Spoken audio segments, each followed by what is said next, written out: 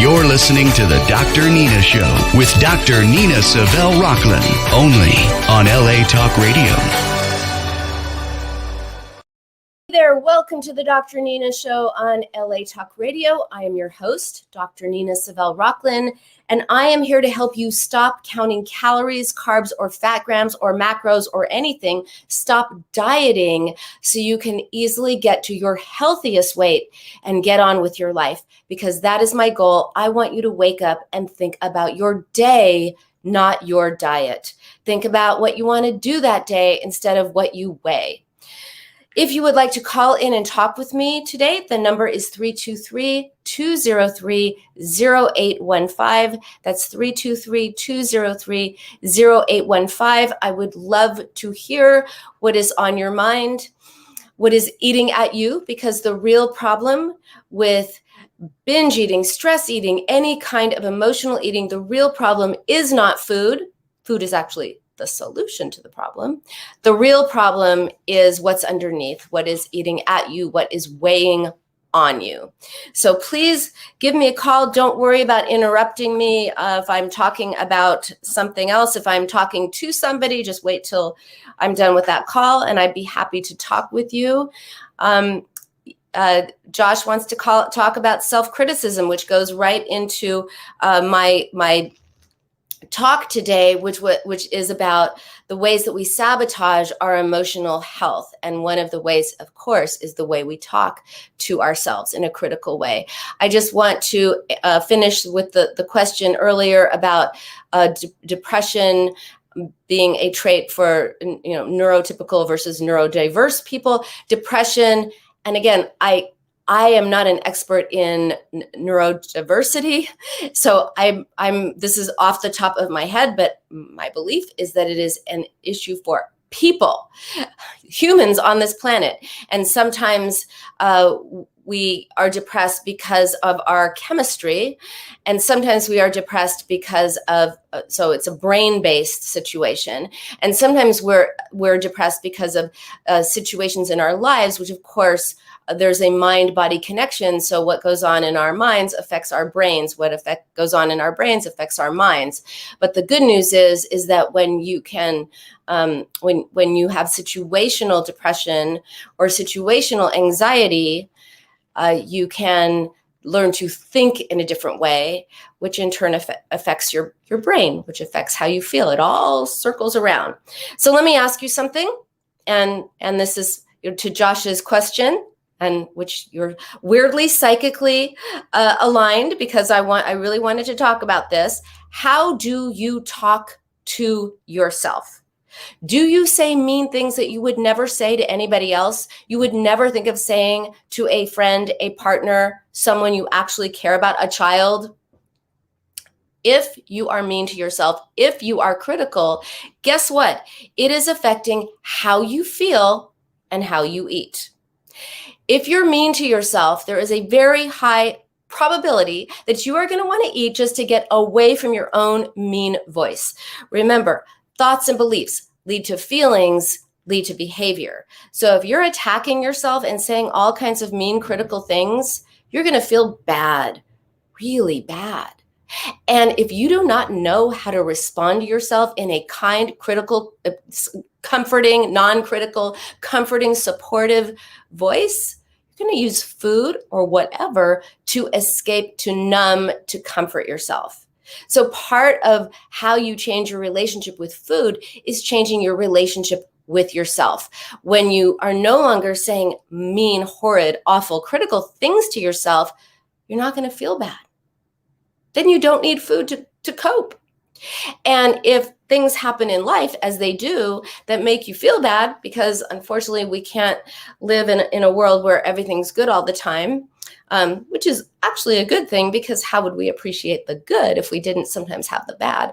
But when you have an experience of not feeling good, when you feel bad, when you're depressed, when you're anxious, when you're sad, when you're scared, when you're whatever, if you cultivate a kind way of responding to yourself, you use comfort words instead of comfort food. But you can't simultaneously be mean to yourself and critical to yourself and kind and supportive. So I remember a time before COVID. It seems so long ago. I was at a party, a birthday party. Those were the days. Remember being with people, no masks, being really close, inside together? Crazy. So it was a birthday party. And when it was time for cake, one of the women at the party, I'm going to call her Nancy because I love Nancy Drew.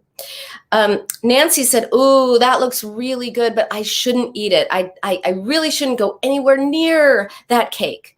She said, "Summer's almost here and there is no way I am getting into a bathing suit right now. I've got this disgusting muffin top." She poked her stomach and she went on to say, "I need to deal with this or my husband's going to leave me for some skinny bitch." It's a lot she told me. I had actually never met her. So she also said that when she loses weight, she gains it back. And she said, "Well, what if nothing ever changes? What if I'm stuck like this the rest of my life?" She sounded very discouraged. She felt terrible. And then guess what she said? She said, "Screw it." Well, she didn't actually say screw, but I think you can fill in the blanks. "Whatever," she said, "I might as well have some cake." And then she did. And she had 2 pieces. Not that I was counting, but later she told me that she was disgusted with herself. She said, "I'm disgusted with myself." She said, "I had 2 pieces of that cake. It wasn't even that good. Ugh, what is my problem? What is the matter with me? Why can't I be normal? Why don't I have any control?" This was my, I think, first and last conversation I ever had with Nancy. But let me ask you, does any of that sound familiar? You ever talk to yourself that way? So Nancy sabotaged herself in 5 different ways, and I'm going to break it down for you. So the first way that she sabotaged herself is she used the word should, as when she said, "I shouldn't eat that. I shouldn't have that." I had a college professor who used to say, "Don't should on yourself." I thought he was so clever and amazing. And then I found out that actually he didn't come up with that, but whatever. It's a great way of putting it. Don't should on yourself. So how many times have you told yourself, "I shouldn't do that. I shouldn't eat that. I should be better at this. I should get a better job. I should have a boyfriend, girlfriend, husband, wife, partner by now. I should be farther along in my life. I should be happy. I should be happier." So, and often, as I said before, we talk to ourselves in the second person as if someone else is talking to ourselves. Oh, Barbara is saying, "Yep, she knows people who talk to themselves like that." And Barbara, I'm super glad that you are not talking to yourself, not to that extent, but how about we go for not at all? Often we talk to ourselves in second person as if someone else is talking to us. "You shouldn't have eaten that," we say after we ate that. "You shouldn't have done that," we say after we did that. "You shouldn't want that," when we want it. "You should do better," etc. When you talk to yourself in the second person, whose voice does that sound like? Is it familiar? Maybe other people talk to you that way, and you internalized that way of talking to yourself, and now you're talking to yourself that way. So the word should causes you to direct anxiety, sadness, anger, recrimination, distress towards yourself. And those feelings can get so powerful because it feels so bad to feel bad that you're likely to cope by eating. So instead of the "I shouldn't have," or "I should," or "you should," or however it is that you're shoulding on yourself, ask yourself more like, well, what do I want? What am I feeling? What's going on with me right now? Be interested in your thoughts and emotions rather than self-critical, because here's the thing. I like to say, be curious, not critical. In fact, one of my patients, he calls it the CNC. He's like, "Oh, I was CNC." Curious, not critical. Because when you are critical, as you can see, you just feel bad. You just feel bad with your own words to yourself. But when you are curious and you ask yourself questions, you're more likely to find answers. So instead of, oh, I can't believe I want to eat that cake, or I can't believe I ate that cake, how about, what was going on with me? Why did I eat that cake? What problem did it solve? We know, if you're familiar with the Food Moon Formula, and by the way, if you're not familiar with it, if you haven't read my book, The Binge Cure, go to my website, Dr. Nina Inc., DrNinaInc.com, and get your free copy of the Food Mood Formula. Josh will be right with you, because one of the things you could do is use the Food Mood Formula to ask yourself, hey, what's going on with me? What is it that I really need? Use the formula to get the answer, even if you don't know why. If it's a big question mark, the formula is going to help you know what is hidden from you. Hey, Josh, welcome to the show. Hi, Dr. Nina.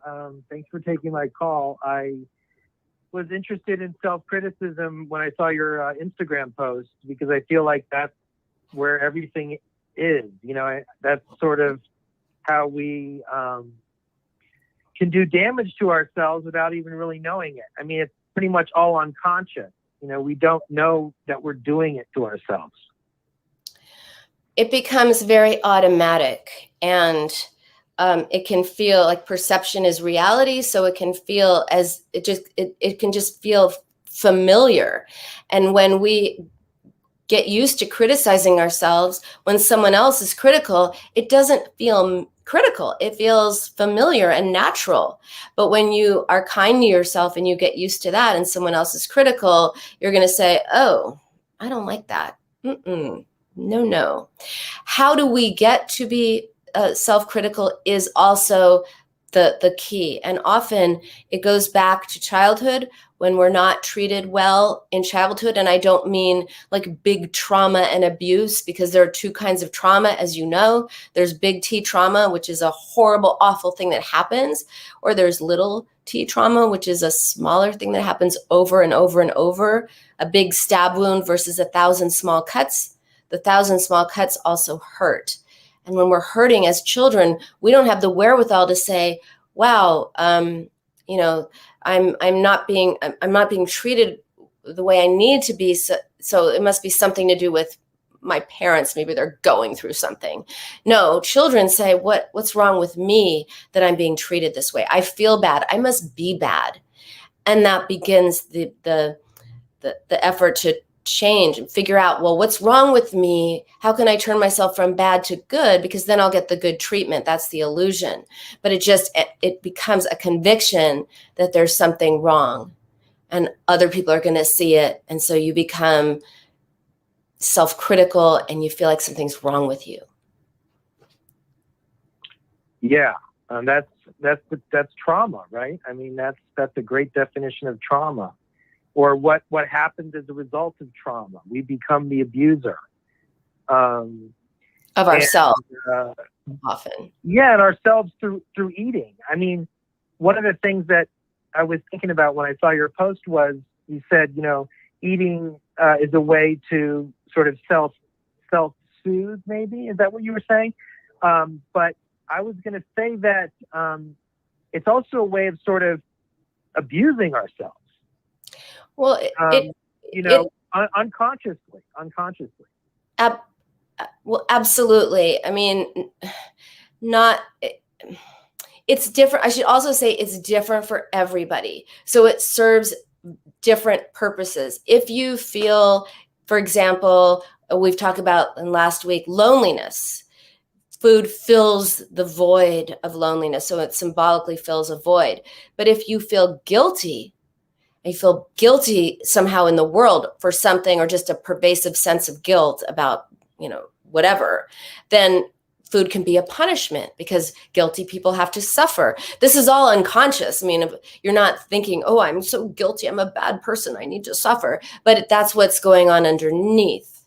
And so, yes, self-criticism also can be a way of identifying with people who criticized us. If your father was critical of you and you become critical of yourself, then it's a way of sort of feeling psychologically close to your father. Yeah. And my father did secretly eat. He would eat, all of a sudden you'd think he was going to bed, and he would be up and he would be by the fridge, and he would be, eating just a few bites of something. And I noticed it when I saw it, that it wasn't like a lot of food, but it just made me think he was worried about something and he was using food to cope. Okay, so that was modeled for you very early on. Yes, I probably inherited it from him in a sense. It was modeled for you, and we pick up on what's modeled for us. It's like, it's not genetic, it's behavioral modeling. And so we pick that up. And then we learn, that dad or mom relate to themselves that way. That's how we do it. And so then you become that way to yourself. Absolutely. Yeah. And last week, I was talking about being lonely, but actually the feeling that I have is that same anxiety. It's an anxiety. I feel it in my chest. It's there. And I probably also eat to calm that particular anxiety. Like you said, modeled, just as my dad did it. So if my dad did it, how can it be wrong? Now I'm starting to think that it is wrong in a sense, Well, it's a response to anxiety, but it is not a response that is ultimately helpful. It also, when you are anxious and maybe you eat a lot of carby stuff, that physiologically calms down your body. So in a way, you're self-medicating with food. But when you do it with food, you don't learn how to do it with words. And in fact, that's not just an issue common to your family situation. It's our society, because our society says, don't feel anything. Don't feel anything, just be happy. And if you're mad, angry, that's bad. If you're depressed, take a pill. If you're anxious, take a pill. Right? There's just no tolerance for having a human experience. And so how do we learn to even identify or gauge the intensity of feelings or respond to them? And if we don't do that, then everything feels like too much and it's too scary. And food is one way of coping and calming ourselves down and comforting ourselves. But it just isn't an effective coping strategy in the long run. Of course, it's a frenemy. It helps us, but it also hurts us. Right. And I think as a child, we weren't able to do certain things that we are as an adult. And by that, I mean that we can feel the loneliness that we couldn't feel. I mean, if one of our parents was mean to us, we had to take it, or at least we couldn't imagine being without that parent. And so as adults, it's almost as if we certainly can hack it without the parent being taken care of by the parent, but we emotionally don't know that we're actually quite self-sufficient and emotionally stable and actually quite strong. And the child, though, thinks that, the child in us, in our adult bodies, thinks, no, we can't live without mom or dad.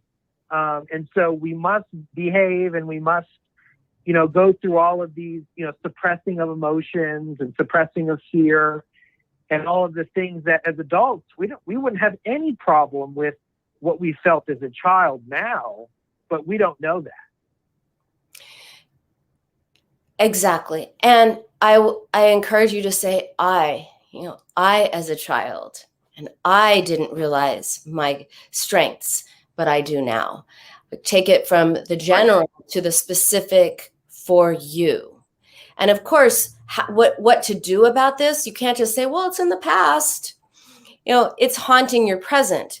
And so coming to terms with and healing and working through and healing and mourning what happened and didn't happen so that we no longer carry the past into our present and future. And I would also, for you, Josh, encourage you when you're anxious to think about the what is versus what if. What if is fear about the future, and it causes us to be anxious and freaked out sometimes in the present. So we have real feelings in the present about a future that hasn't happened and may not happen and probably won't happen. But what is reality and what we know to be true now. And when you stay grounded in what is, it really does alleviate that anxiety. It really does help. Yeah, so you can probably feel my anxiety. I mean, I tell you, but it's hard for me to really express it other than this sort of this feeling in my chest of a tightness. Just the anxiety feeling that it's very mild, but it is, now that I've been listening to you, I wouldn't ignore it. I would have to think that it's pertinent to the discussion. Good. Oh, I want to teach you something else about anxiety. All right. Now I don't know if you can see me. I'm going to demonstrate it. So it's progressive muscle relaxation, because the idea is sometimes we need to relax our bodies before we can relax our minds. Sometimes we just need just that little bit of whew, before we can kind of think about what's bothering us, or even think about the what is, what if. Now, if I just say, hey, Josh, relax, what's going to happen?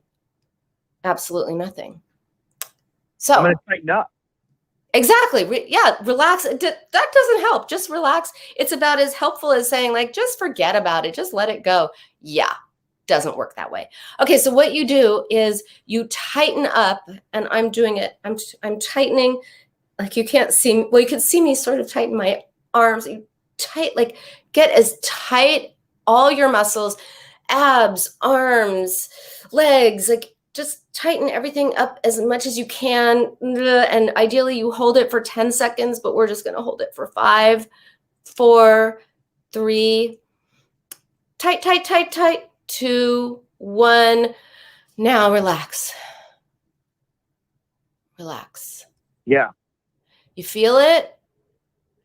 You feel it. So, yeah, I mean, I love the somatic work. Like, I love the somatic therapies.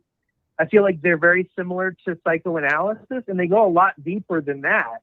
The somatic work is all about releasing trauma and releasing stored trauma that's physically there. There's a center in Boulder that specializes in, unfortunately, I can't think of the name, but it's a very big deal for people who are into yoga, these somatic therapies. It's almost exactly like psychoanalysis. It talks about releasing a physical charge versus a mental charge, like a cathexis of mental energy. It talks about releasing a physical charge that we've stored. And the theory really quickly is that normal animals don't have anxiety because they're able to physically release the trauma. They're able to shake or sweat. And sometimes we're not able to shake and sweat like an animal does when he's afraid, which clearly animals get afraid a lot more than we do, probably, of dying, in the jungle, But we never release these physical, stored up emotions, if that makes any sense. Well, I think we need to do. I don't know that emotions are only releasing the physical aspect of emotions. We also have them. We have thoughts and ideas in our minds that we need to change. So if you want to talk about changing our, neural pathways, or, however way you want to talk about it that way, we also have to make the changes in our minds. It's not just about emotions. It's about the way we think and the thinking patterns. So, Josh, use this it's called progressive muscle relaxation, because you're supposed to start it in your legs and then move up to different parts of you. But I find it helpful just to do it all at once and hold it for as long as you can, and then relax. And then, so that relaxes your body. And then you can do some kind of reassurance to yourself. And when you're it makes me think of exercise. I don't know if that's but it makes me think of sort of weightlifting or using weights, because when you do that, you're tensing your muscles, right? I mean, yeah. And often people tell me, and by the way, Gabby on Instagram, and I get to your question in 1 second. But a lot of times people will say, oh, well, I was so upset and I went and I ran it off, or I went and punched a bag and go to deal with my feelings. Well, that's a great way to deal with the physiological manifestation of your feelings. But you have to still deal with the thoughts and the meaning that created that physical sense of the feeling. Because feelings are physical, but they're also mental. You can't think them away. You've got to feel them, but you also can't just deal with your body to get rid of them. You've got to deal with the thoughts and beliefs and and do both. Hopefully that makes sense. Yeah, that sounds really good. And I'll let you get to that question.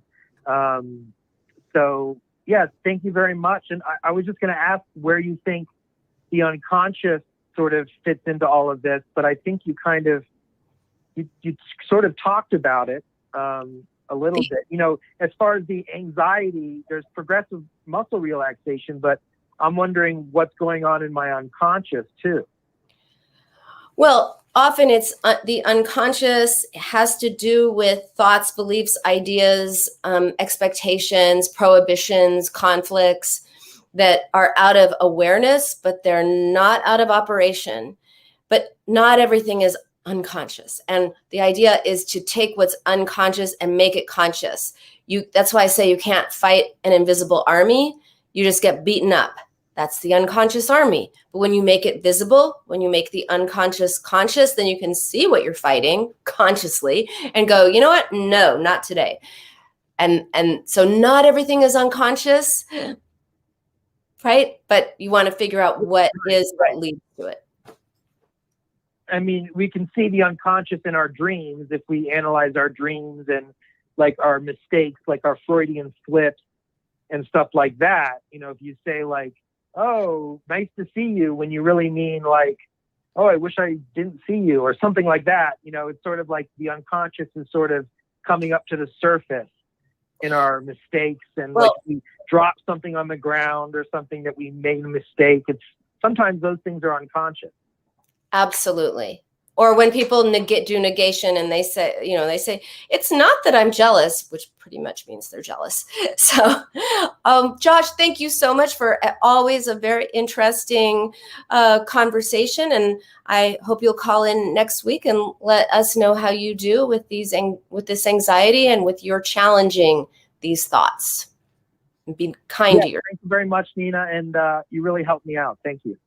You're very welcome. Take good care. Bye, Josh. Okay, Gabby says, how can I help my 2 sons, 10 and 15, with my separation from their narcissistic dad? His behavior for 30 years was emotional abuse, but I didn't know. So often we don't. I'm recovering, but what can I do for my boys? Oh, Gabby, my heart breaks for you. It is so painful and horrible to have a relationship with someone who's narcissistic, and they just obliterate and belittle you, and it's just the worst. So first, I just want to say I'm so sorry that you endured that, and I'm glad that you are out of that relationship, which can be so toxic. For your sons, this is tricky because on the one hand, you don't want to disparage their dad, because he is their dad. But on the other hand, you don't want to make the behavior acceptable. So all I can suggest is to talk to them. And really use my Vary technique, which I talk about in my book. It's a way of talking to ourselves in a kind way, but it's also a way of talking with others. So validate, acknowledge, and reassure yourself, or validate, acknowledge, and reassure you, the other person. And ask open-ended questions. Ask them how they are, what they're, dealing with, how they're feeling, what are they struggling with, and as if there's a situation, talk about it. And then, you just acknowledge, validate, and reassure them that it's not, the reassurance can be, it's not them, that this is a way that, that their dad kind of organizes himself in the world, and how sad for him and how sad for the boys. But to just continually talk to them, and this is the hard part, without saying what you probably want to say, which is, your dad is such a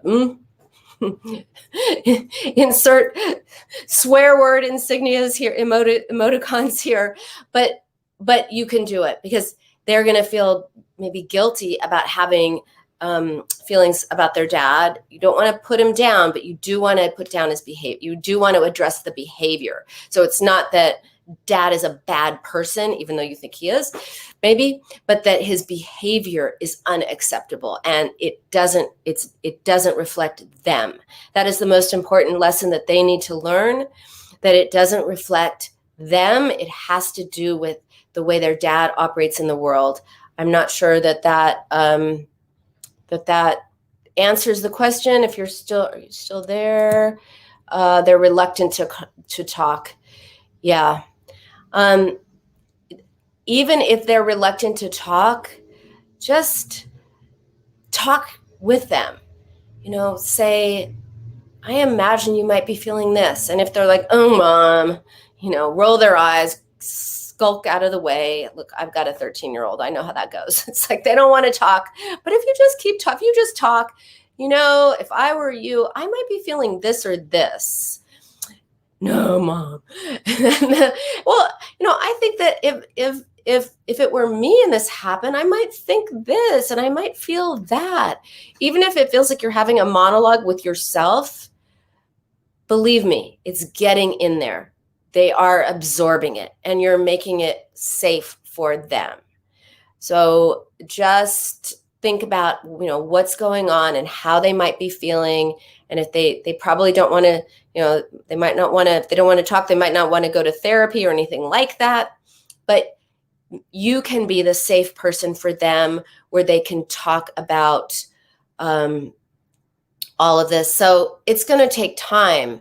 I mean, they're 10 and 15, and they're boys, and it's their dad. So they're going to have a lot of conflict. And you can even say things like, I wonder if a part of you feels guilty for thinking anything negative about your dad, or something like that. Just keep talking and keep trying, but do it in a non-judgmental way, and they will come around. Or just hang out with them. Just spend time with them. Even if it's not about this, you just want to be the safe person in their life. And you'd be surprised. I mean, I take often a walk with my daughter, and we'll start off the walk, and I'll say, so what's going on? What's going on? What's the tea? And she'll say, nothing's going on. Absolutely nothing. I say, oh, what's going on at school? Any boys? She'll be like, no. Oh, God, Mom. Oh, God. And so we just walk. I don't say anything. I say, oh, look at that bird. Oh, look. And then we'll walk in silence, and she'll be like, actually, there is this boy. Right? So that is one way to do it. And Barbara's idea of engaging in activity is also a good one. Yeah. I mean, just give them time and give them space, and they'll start talking with you in their own way. And I'm so sorry that you're going through this. And I hope that that you're taking care of yourself as well as taking care of those boys. So let me know how it goes. Okay. So the second way of sabotaging yourself or criticizing yourself is calling yourself names and being mean to yourself. So remember when Nancy called herself disgusting? That was mean. That was mean, folks. It is not nice to call yourself disgusting. Can you imagine saying that to one of your friends? You shouldn't eat that cake, and I can't believe you ate that cake. You are disgusting. You're welcome, Gabby. You would never, ever. Oh, and Gabby, there might be some books. I can't think of anything specifically for teenagers, but there might be some books on Amazon that help you deal with a narcissistic parent or narcissistic spouse, and maybe they would have some ideas of how to deal with your kids other than what I suggested to you. So you would never, you would never say, God, if you ate that cake, my friend, I'm going to be so disgusted and disappointed in you. You would never say that. You wouldn't say that to anyone else, but you probably do say it to yourself. Maybe it's even easy to say it to yourself. So remember this, words are powerful. Words matter. When you're disgusted with yourself and when you say, oh, I'm disgusting, how do you feel? When you say, as Nancy said, what is wrong with me? What's my problem? What's that like? Is it a nice feeling? No, it is not a warm, cozy, relaxed, nice feeling. It's a terrible feeling. It's an awful feeling. It makes you feel bad, really bad. And not only do you feel bad about yourself. So not only do you have a feeling, lousy, now you have self-esteem issues because you feel bad about you. When you feel bad and because you're making yourself feel bad and food reliably provides distraction or comfort, then you can get stuck in a pattern of being mean to yourself, feeling bad, eating for comfort, which then leads to you being mean to yourself. I can't believe I ate that. And the cycle just continues. So how do you break the cycle? You learn to soothe yourself with words. You learn to speak kindly to yourself. You learn to be a friend to yourself instead of being so nasty.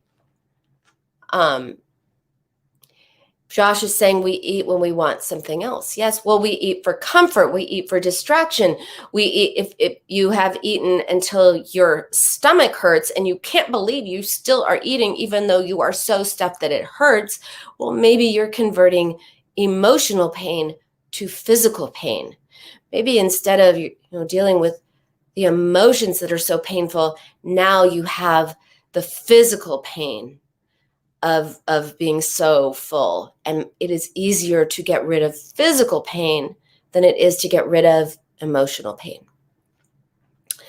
So it's not just words that are powerful and important, it's also tone. So another way of being mean to yourself is the tone you use about yourself. I remember I used to have a support group on Saturday mornings, and I once asked the members of my support group to say something supportive about themselves, one at a time. Just say something good and supportive about themselves. And they did it grudgingly, and they did it like this. This is what they sounded like. I'm fine the way I am. You're going to be fine. This is a painful time, but I guess things will get better. It's okay to feel upset. Right? There is nothing wrong with what they were saying, but there was a lot to be desired in terms of how they were saying it. Not comforting, not soothing, not helpful. This is what soothing sounds like. I'm going to be okay. I am fine the way I am. I am okay the way I am. This is a painful time, but things will get better. It is okay to feel upset. Same words, totally different feeling. See the difference? So when you talk to yourself the way you talk to your friends, because I'm sure that you wouldn't say to a friend, you're going to be okay. You're okay, I think. You wouldn't say that to a friend. You'd say, you are okay. You are going to be fine. You deserve to be okay. You're awesome. You're going to feel better when you talk to yourself the way you talk to your friends. And when you feel better, guess what? You don't need food for comfort, distraction, or anything else. A fourth way of sabotaging yourself, being mean to yourself, is, Josh, what if thinking? What if thinking? Remember how Nancy said, what if nothing ever changes? What if it's always like this? What if I'm stuck this way the rest of my life? That's when she went for the cake, by the way. What if is about fear. It is about the future, and it is about worrying about what could happen in the future. It's worrying that some kind of punishment, rejection, or deprivation lies ahead. Something bad is going to happen. What if I make a mistake and get fired? What if I'm making the wrong choice? What if I say the wrong thing? What if I'm stuck like this the rest of my life? What if thinking makes you upset in all the negative crap? Right. Exactly, Janine. Exactly. What if thinking makes you upset in the present about something that may never, probably won't take place in the future? So when you have here and now emotions about future events, you are more likely to eat because you feel bad in the now and you got to get rid of that feeling. Food's going to do the trick. And that is why really paying attention to this what if thinking is so crucial. What if is fear. What is reality. Reality is what you actually know to be true. Not what you think, because that can get you into the fear place, but what you know, reality, what you know to be true. When you are staying grounded in reality and what you know to be true, it's a relief, it's reassuring, and it makes you feel better. What if is fear? No what ifing. The next time you ask yourself, well, what if this happens? And what if? Remember, what if is reality, what you know right here, right now, today, what you know to be true about yourself and your circumstances and your world. And also, what is how you've handled situations in the past. It's important to remember, hey, what is I can cope with whatever might happen. I've come up with things in the past. I've been challenged and I've met those challenges. Remembering who you are and what you are capable of and your capacity for dealing with challenges, that can also lessen your anxiety. Because when you know you can get past difficult situations, you're a lot less afraid of them. Okay, I have about 7 more minutes. Yes, Josh is saying we might convert them into eating. Yes, when we're anxious, eating is a way of responding to that anxiety. That's why I say food is not the problem. Food is the solution to the problem. The problem is anxiety. The solution is let me eat to calm myself down or distract myself or comfort myself. So absolutely, we want to get to the root issues. What is the problem that food is resolving? Okay, so a 5th way of being critical to yourself is what I call using the N-word.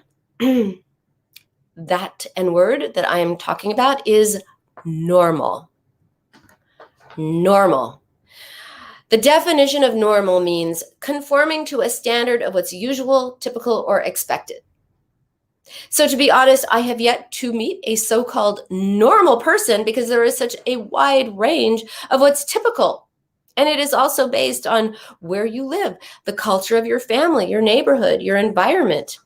If you've got, for example, full sleeve tattoos, you are not going to be normal in certain suburban neighborhoods.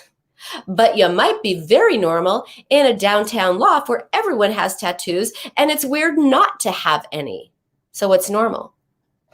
When you say, I'm not normal, or that's not normal, you're putting yourself down, or you're saying there's something wrong with you. Now, when Nancy said, why can't I be normal? What was she saying? So on the surface, she's saying, she was wondering why she couldn't be like other people who don't worry about cake, who I think, but on another level, what she was saying is, why does cake have such a hold on me? Why am I so focused on cake?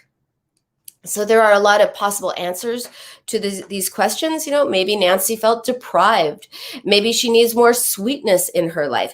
Maybe it's easier to focus on the problem with cake than on the problem with other things, like, say, her marriage or something going on with her job or her kids or whatever. The point is, there is a reason she was focused on cake, and she needs to understand that better instead of berating herself about cake. And also, I should say, the anticipation of deprivation or the experience of deprivation only make us want something more. Janine is saying the Brady Bunch was normal. Haven't found that yet. I used to love the Brady Bunch. Oh my gosh. I so wanted to be in that family. They had the best life ever. They had the perfect mom and dad. They had each other. They resolved problems. Oh, if only life was like TV. Imagine TV from the 70s, right? So the anticipation of deprivation or the experience of deprivation only makes you want something more. So maybe another reason that Nancy wanted cake was because she thought she couldn't have it. And of course, if you think you can't have it, you're going to want it more. And then when you have it and you have that idea of, well, I've ruined everything, that's the all or nothing thinking. Oh, the day is ruined. I had cake, so I might as well have more cake. I had a piece of cake. I might as well have the whole cake. I've blown it. I've ruined it. Alexa is saying maybe the Brady Bunch was written by someone who craved normalcy. Yes, that is such an interesting point. Alexa, stop. Oh my gosh. Sorry. Alexa. Yes, maybe that person who wrote that script, or the writers were creating their fantasy ideal that we often, think other people are having, but we don't have. Life is not like sitcoms. Alas, life is not like anything on TV that's a sitcom. Life is messy and complicated and difficult and painful and exhilarating and strange and weird and wonderful and awful and great. Like that. Unfortunately, we watch TV and we think, oh, that's how it's supposed to be. But no, that's a fantasy. Janine, exactly. The more you don't have cake, the more you want it. The anticipation of deprivation, and that includes creating good food, bad food, right? When you say, oh, cake is a bad food and I'm not allowed to have it, you create this dichotomy of, if I have that bad food, then then you feel bad. And then you haven't you ever heard someone say, or have you said to yourself, oh, I was so bad, I ate cake, or, oh, I'm going to be good today, I'm going to have salad. Oh my gosh, you're not good because you have salad. You're not bad because you have cake. It's simply a food choice. That's all it is. And if we don't think about good food or bad food, then we won't think about good us or bad us. We'll just think about, do I want that cake or do I not want that cake? Pamela, why do I keep saying Janine? I have no idea why I did that. I am so sorry, Pamela. Because Janine has a similar thing. But Pamela, thank you for correcting me. I am very, very sorry. Pamela is the one who has been, every time I said Janine, I meant Pamela. Okay. Thank you, Pamela. Great input. So yes, when we tell ourselves we can't have something, we want it more. When, you know what? See, Pamela, you just helped me model that sometimes we make mistakes, and you know what? It's okay. We just say, gosh, I made a mistake. I am sorry. I will not be making that particular mistake again. But is it horribly destructive? Do you think less of me because I called you Janine instead of Pamela? I don't think so. And I think it's okay for us all to recognize, sometimes we do our best or we think something and we just, we make a mistake. And the other thing to do is to be kind to ourselves when we make a mistake and say, okay, in the scheme of things, how destructive of a mistake was that? Not so terrible. Apologies. That's it. When you can make a mistake without feeling bad about yourself. I feel bad that I made a mistake. I feel bad that I called Pamela the wrong name. But you know what? I don't feel bad about me. And I don't think Pamela feels bad about me either. Not that I'm a mind reader, but I'm going to take a leap. So you guys, I've given you a lot of food for thought, from how to not be critical to yourself and how to not be critical to yourself if you make an error or a mistake. So thank you, Pamela, for helping me model that and discuss it. Thank you, everyone, for joining me today. And I am so glad you're here. I'm here every Wednesday on the Dr. Nina Show on LA Talk Radio and Instagram. You can listen live at LA Talk Radio and Instagram, and you can listen later at the Dr. Nina Show on LA Talk Radio on Apple Podcasts or anywhere you get podcasts. And again, if you want to get your copy of the Food Mood Formula, you can get it free on my website. Just head on over to Dr. Nina Inc., DrNinaInc.com, and download your copy today. Have a great week, and I'll see you next week. Bye for now.